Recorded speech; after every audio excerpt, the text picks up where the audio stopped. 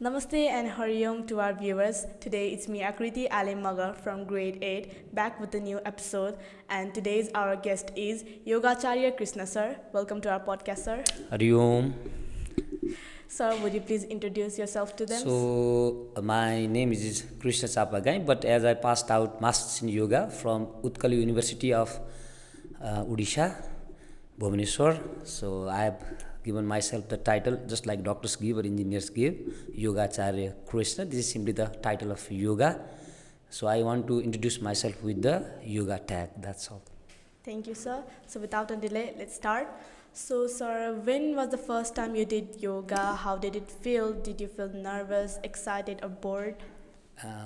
If I go back to the 20 years back, when I went to one of the schools with one of the closest friends, I met with one Sambhu sir, Yogi Sambhu sir. He is very old right now. So I joined that class, and it was really a bit a challenging class for me because for the first time I did yogasanas as well as meditation. Mind was really trying to escape from me, and then body was not getting tuned with my instructions or dictation. But anyway, I did it and I felt a lot of pain, and then I continued yoga till today. Yeah, I've been continuing. So, how long have you been teaching yoga? When I remember the start of the yoga, I think it is going to be around 18 years. I have been teaching yoga profession, doing myself also in schools, in different public places, communities, sometimes training to the commandos. I even went to the India to train 700 commandos. I even trained 1100 orphans in Delhi, and then so many online classes. Abroad also. So in different situations, I gave different classes according to the age and conditions. Yeah. So, in those 18 years, you must have taught like more than 1,000 to 2,000 students. Could you please share a success story of a student who did yoga and got very successful in their life? Maybe 14 years back, I started in one of the schools named Ankur Vidyashram. It is in Bhimsengola.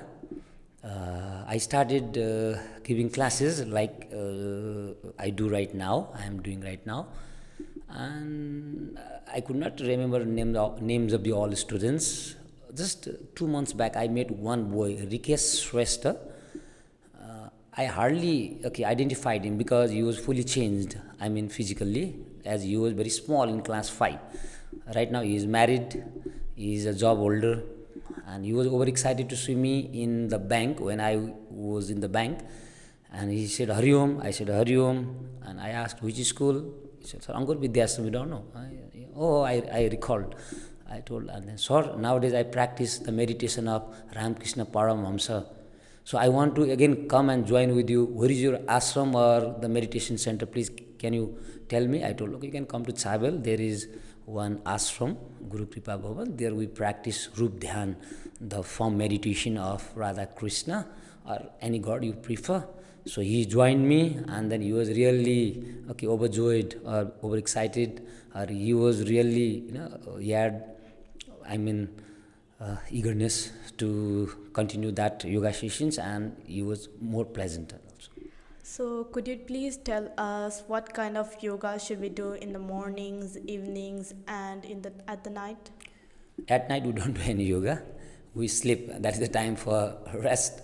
So in the evening we can do yoga if we don't have time in the morning. The best time I already told you is the Brahma Muhurta, 3:30 to the 7 o'clock. When we cross that, then there is the sunrise. After sunrise, our body cannot get recharged. So to recharge our body, to give backup of the energy, stamina to our body, we should wake up between 3:30 and this at least 5 or 6 o'clock, and then we can practice minimum yoga for 30 minutes. Maximum we can go for 1.5 hours or 2 hours also, according to our condition or time constraint. So if we do 10, 12 asana or 2, 3 rounds of Surya Namaskara and 2, 3 breathing exercises, I mean pranayama, obviously that is going to keep us far away from the doctors, just like an apple a day keeps the doctor away. Thank you, sir. So, sir, could you please also tell us that about your opinion, how was yoga created? Like yoga, it sounds both like Hindi, Nepali, or Sanskrit. So our country is the country of Lord Shiva and Lord Buddha. So Buddha is very much affiliated with meditation, dhyana, vipassana. So we are dhyani inborn, I mean by birth we should say, because we are very proud of saying Buddha was born in Nepal. But before Buddha was born, there was Adi Dev, Mahadev, Bhole Baba, Shiva, Pashupatinath also is still there. So he propounded the yoga for we human beings who had so many sufferings of the body, mind and the soul. So his first disciple was the eternal consort Parvati Mata, I mean Cheli. So she was the first yogini disciple. And then this was more highlighted by this Rishi Patanjali, who was the incarnation of Sheshnaga of Ananta Lord Vishnu, and he propounded 196 sutras, so many sutras as Patanjali Yoga Sutra. For example, Atha Yoga Anusasanam, yoga means self-discipline. Yoga Chitta Vritti Nirodha, yoga silences the unstable mind. Tatra Prateknata Dhyanam, meditation means focusing mind in one point. So there are so many sutras he propounded, and there is less mentioning of the asana, more mentioning of the breathing exercises and meditation, and this is how yoga slowly and gradually flourished. So there are different opinions on how yoga was created. Some people say it was created on the eastern side, some say on the western side. So what do you think it is from? It is 100% eastern side, I mean oriental, not occidental. Occidental means western and oriental means eastern. So this is Purviya. They are following us, no matter they are Christians, because they went through various developments. The development right now we are going through, we are developing countries, they experienced this thing 200, 300 years back. So they went through the alcoholism, they went through different stages of the materialism, Bhautikbad. They could not get joy from inside. So they thought they should adopt the philosophy, yoga philosophy in their life. So they adopted Eastern philosophy and they started practicing yoga. The first time Swami Vivekananda went to the USA to teach the Eastern philosophy. So he taught there what is yoga, the science of yoga, what is bhakti yoga, what is jnana yoga, what is karma yoga, and the foreigners started following because they really found joy in following all these things. Then BKS Iyengar is no more right now. He also he taught yoga to the Westerners and he made it westernized also. And then there was Bikram's yoga, very popular hot yoga nowadays. It was also the guru from India who went and taught. But actually, yoga is started from the country of Himalaya, and we are the, holders of the Himalaya ranges, Sagarmatha, the Mount Everest. So Adidev, Mahadev started the yoga, and then it became so much popular, more popular than the gym, Zumba, or so many Tabata, so many exercises are popular in the world nowadays. So as someone who loves doing yoga, is there any value of yoga in the market if I want to start my career? So nowadays, the life is quite hectic.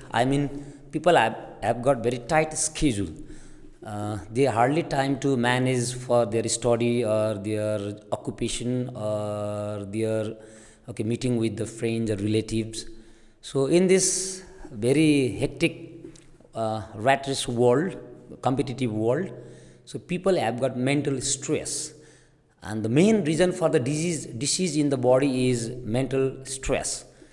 So we need to generate happy hormones naturally by laughter or becoming with our family members or friends, but there is no such environment nowadays. So when we practice yoga in the morning, just 2 3 pranayama, some asanas or surya namaskara, or just deep breathe in and breathe out, which is called yogic breathing, obviously it is going to remove stress from our mind. Stress removal means we are going to be 90% healthy in the body too. So, as I have told you, I love doing yoga. I can do poses that some of my friends cannot do. So, could you please tell me that why I am more flexible than others, and why can't they do yoga postures like I can't do? So this is just like the question why Albert Einstein is so talented and I am not so. So something is innate, INNATE, inborn by birth also. Some are flexible by birth. Everybody cannot be Messi. Everybody cannot be Ronaldo. Everybody cannot be like Ramdev Baba. So some are by birth also. So 1-2% is genius. This is called prarabdha according to the Ayurvedic philosophy. But if we perspire, I mean if we make effort, endeavor, if we do purusartha, obviously we can be also competitive in the yogic world. Obviously it requires passion, and yoga is not fashion. This is what I think. Thank you, sir. And I'd like to ask you that how can yoga help someone with mental illness, for example, anxiety, depression, etc.? Nowadays, the main problem is the mental problem. As the environment is too much polluted, we have really polluted the land, the air, we have polluted all the forest, they are getting deteriorated day by day. So this is due to our commercial mentality, means we want to grow commercially, we want to earn more and more money. uh, I mean at the risk of oxygen. I mean we are just cutting down the trees just to get furnished buildings and infrastructures, and risking our life getting no oxygen, or we are just passing all the drainages into the rivers and oceans just to make us comfortable because we have got apartments or skyscrapers and we are staying over there like civilized. So the question is, we are civilized or uncivilized? Animals get fresh air in the nature, so they have very rare diseases, but we human beings have got uncountable number of diseases. So cancer is very common. Out of 5 person, one is going to suffer from cancer. Diabetes is just like common cold, and this headache, arthritis, they have become very common diseases. So this is due to our commercial mentality, as we have disturbed the environment, means too much exploitation.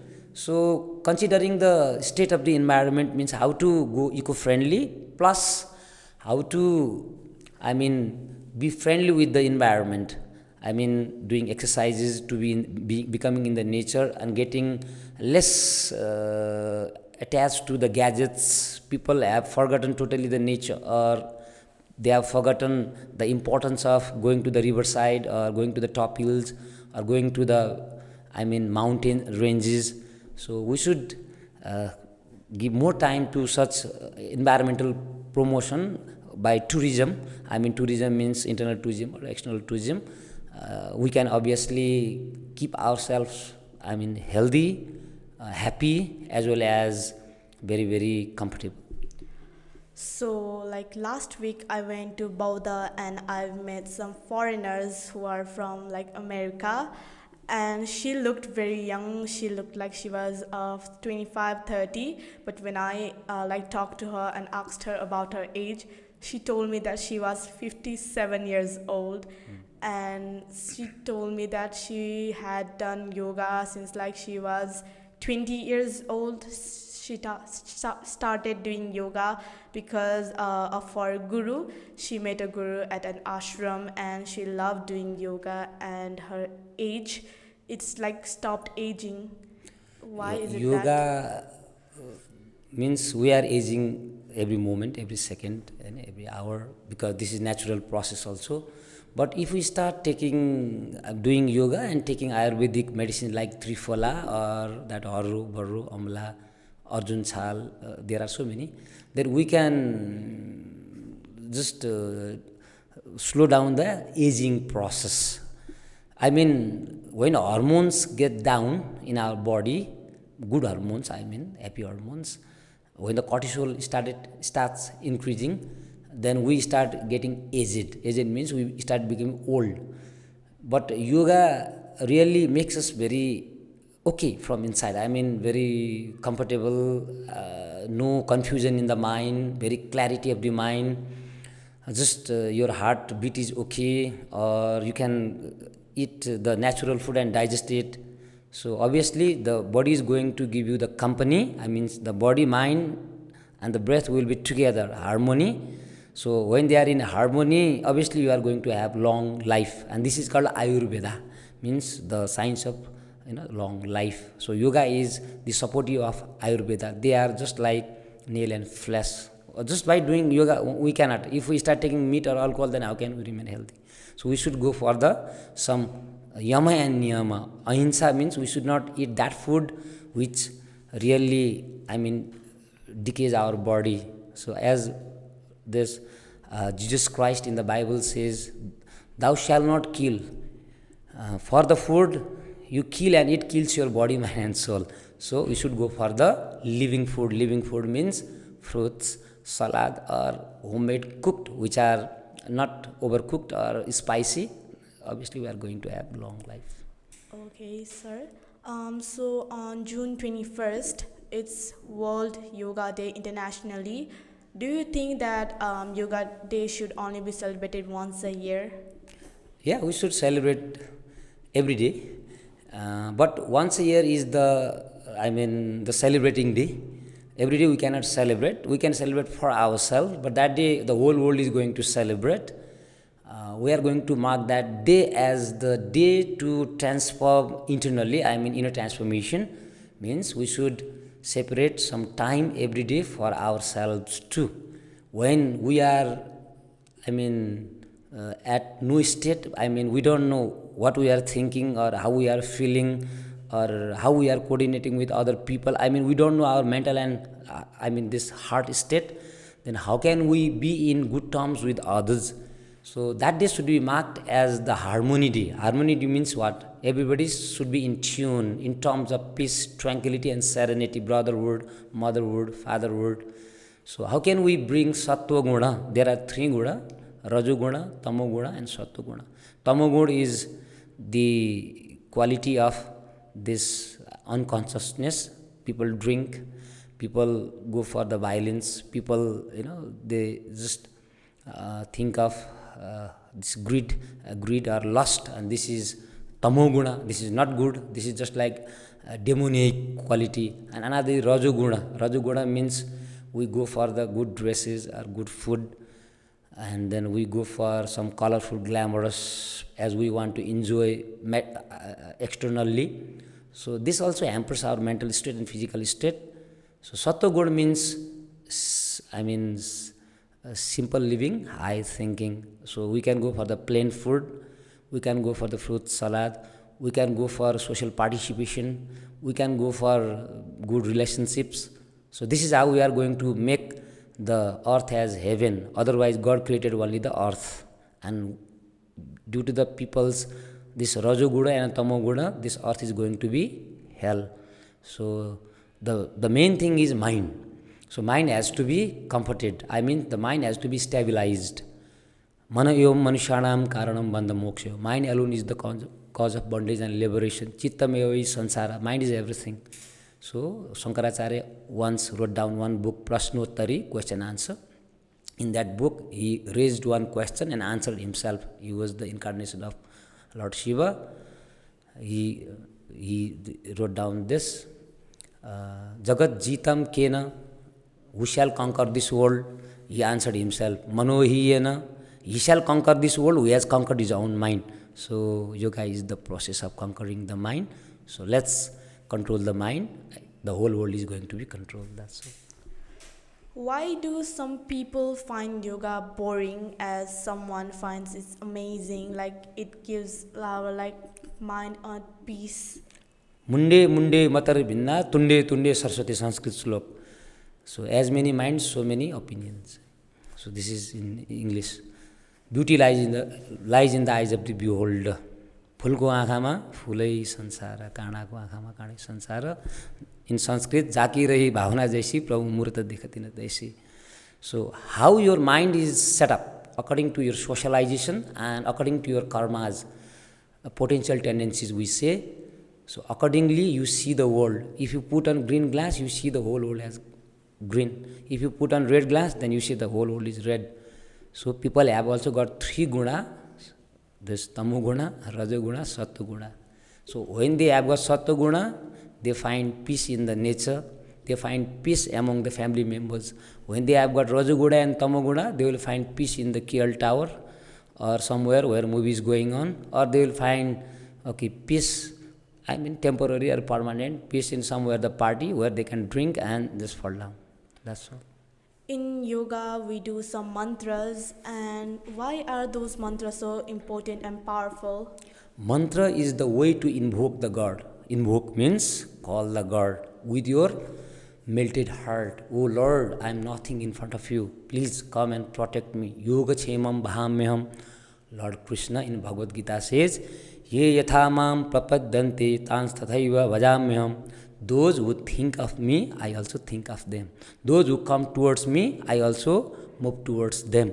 So if you really want blessing, prayer, the protection of the God, then we have to pray to the God, and mantra is the formula to the process to call upon the God. Obviously, God listens to us because Ya Atmani Tishtati, God lives in every soul. So believing in this scriptural this saying, I mean the quotation, we have to call the God every day so that we feel protected, very, very relaxed and calm.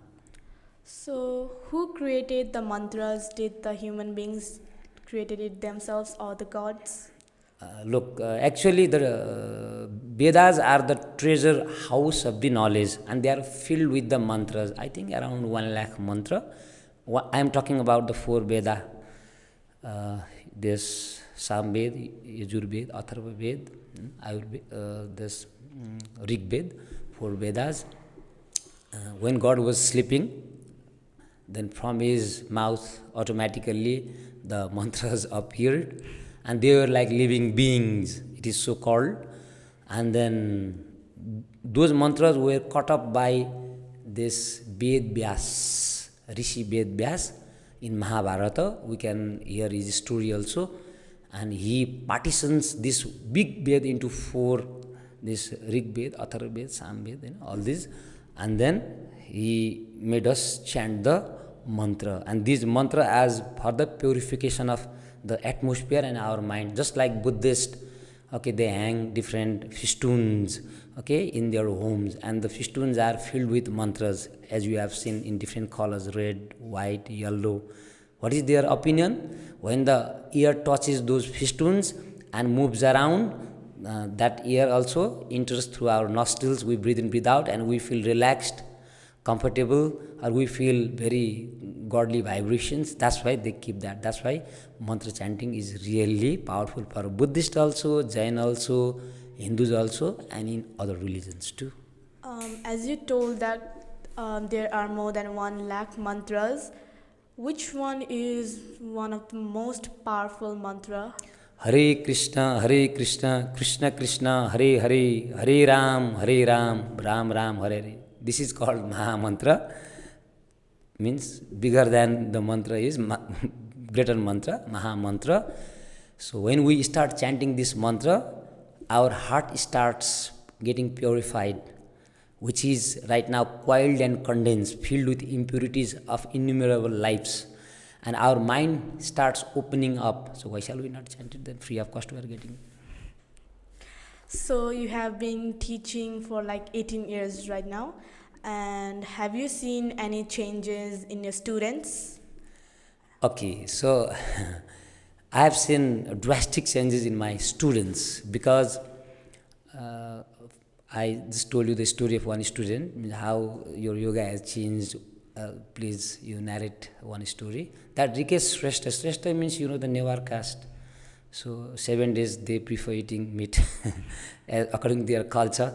Even in pujas or that shraddha rituals, they offer that meat to their pitri. Pitri means dead ones or the god. So he has become vegetarian. So is this not the revolutionary change? Yes, it is. So, what about you? Have you noticed some change in yourself, positive aspects of yourself? I don't feel positive, I feel more than positive. So I feel divine. I always feel protected. I have experienced these things so many times. I should not tell you right now in detail. So this is the matter of somebody's personal experience.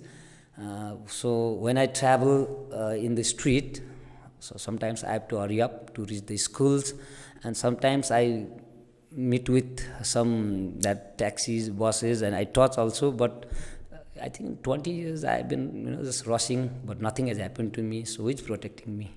So this is my protector, my Istadev, my Gurudev protecting me. I always believe in them. That's why I always practice devotion, Rup Dhyan or meditation or chanting of the mantra, which they taught me so many years back. That's all. So, who was your yoga teacher or guru? My yoga teacher is Jagat Guru Sri Kripaluji Maharaj. But I didn't meet him for the first time. I was with his one of the most renowned disciples, Swami Mukundananda, who was one of the IT expert in India. He was executive manager in Tata company.